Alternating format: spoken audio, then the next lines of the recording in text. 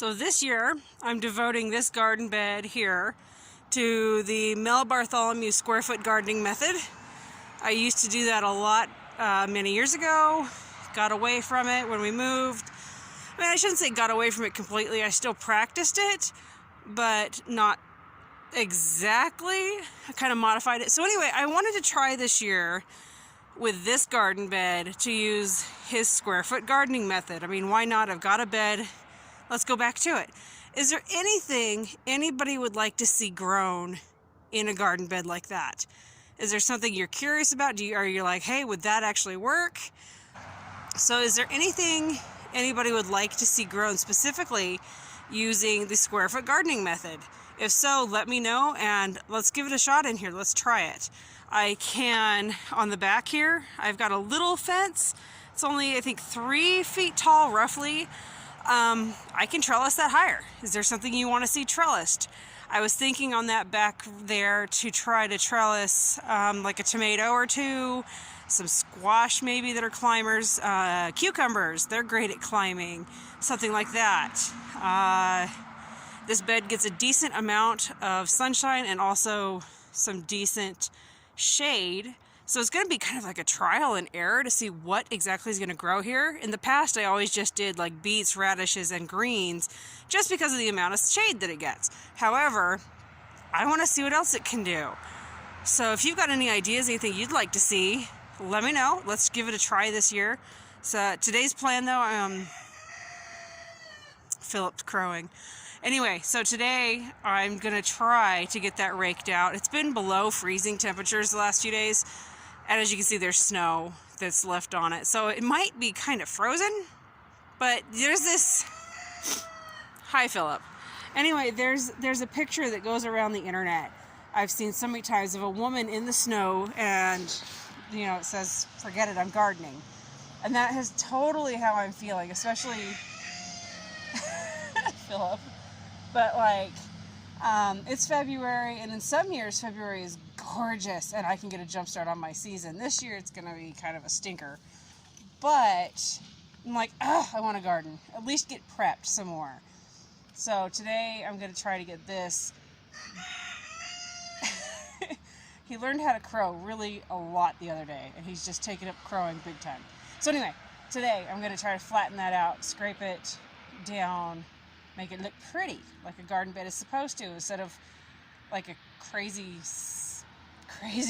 bed of just, ugh. And of course, as I'm trying to do this, it's actually starting to rain. Forget it, I'm gardening, I want to do it.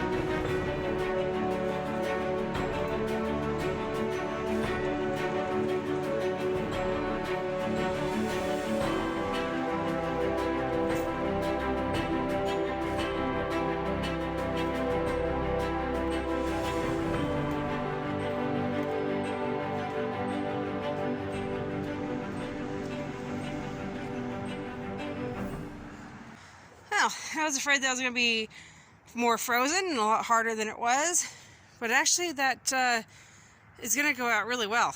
That's not, I mean, it's really clumpy, as you can see. When I pulled this out of our goat pen, I actually used that same pitchfork you just saw me using. So it came out in clumps instead of like I usually prefer to do it, where I use the rototiller and then scoop with a shovel.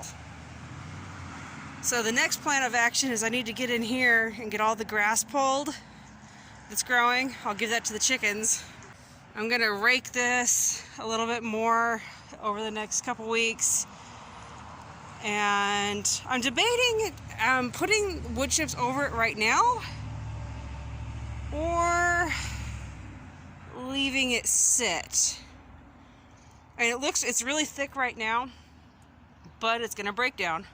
If I add the wood chips, and then with the heat that it's producing as it breaks down a little bit more, that might help insulate it with more heat for it to compost some more. I don't know. I need to think about that and go pull out Mel's book and see if he had said anything in there about that. I don't remember that, but could very well be I missed it. I also need to trim some of these volunteers. This is a volunteer mulberry. There's a volunteer walnut. So, gotta trim out the volunteers again. I don't know, so yeah, let me go find my book, let me read about it, decide if I'm gonna put the wood chips on now or not. Need to figure that out.